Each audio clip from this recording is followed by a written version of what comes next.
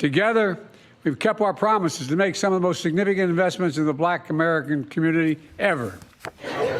Have a good time. Nice to see you. Thank you very much. So we'll order 30 milkshakes. We'll give them out to the people, and we'll take some for ourselves, okay? Good. Thank you very much, everybody. So I don't care what the media tells you, Mr. Trump. Thank we support you. We love you. Okay, 4 p.m. We've been 4 p.m. Come here, let me give you a hug. Please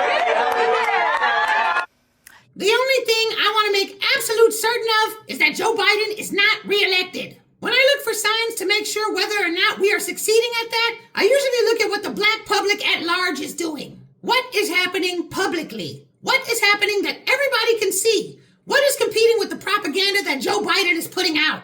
I see some good signs. We cannot punish the left arm of white supremacy through social media alone. We need more instances like these. Moments like this one are forcing the propaganda arm of white supremacy to have to show the world that blacks are in fact dissatisfied with Jim Crow Joe Biden. If the Democrats can manage to keep us relatively quiet, they can steal the election and tell everybody that we fully supported them. We have to make that impossible for them to do.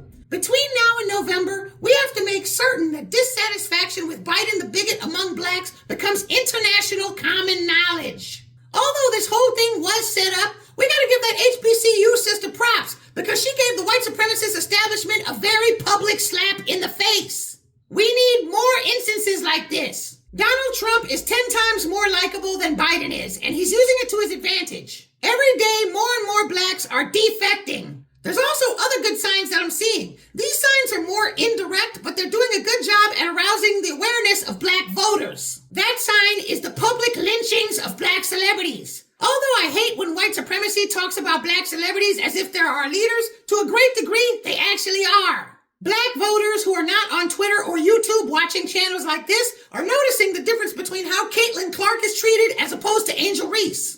They're seeing how Puff Daddy's house was raided and that his sons were put in handcuffs, guilty or innocent. They know that that doesn't happen to white celebrities. Terrence Howard suing for not being paid right. Everybody knows it's racial. Jonathan Majors being punished for nothing. His entire career is over for nothing. To add insult to injury, O.J. Simpson passed away the other day.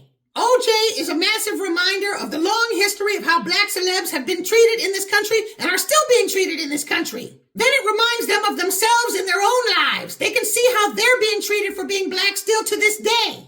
The Democratic Party has done absolutely nothing to change our situation. When you add that together with everything from high gas and food prices to the constant attack on blacks in the media, things are not looking good. Another thing is taxes. I've been hearing a lot of people saying they actually owe the IRS for the first time in their entire working lives this year. I don't think Joe Biden or his team is aware of how much these attacks on black celebrities is actually affecting his campaign. In fact, if I was Jonathan Majors, I would just make a video on Twitter telling all my fans to not vote for Joe Biden. If you're going to ruin my career with anti-black policy, then I'm going to ruin yours.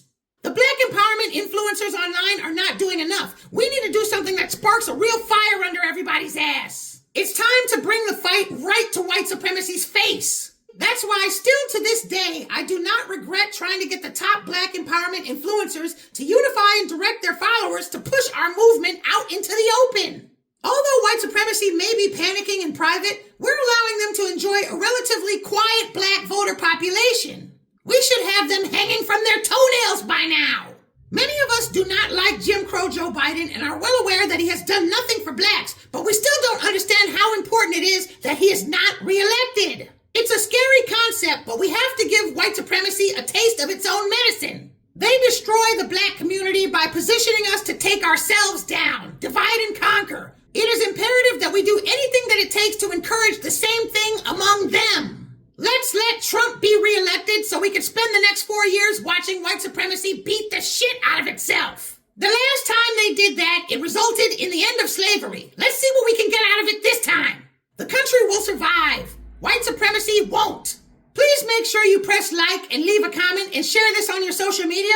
Also, please donate because I'm printing up more flyers so that they can go to Tariq's Washington rally this summer. Peace out.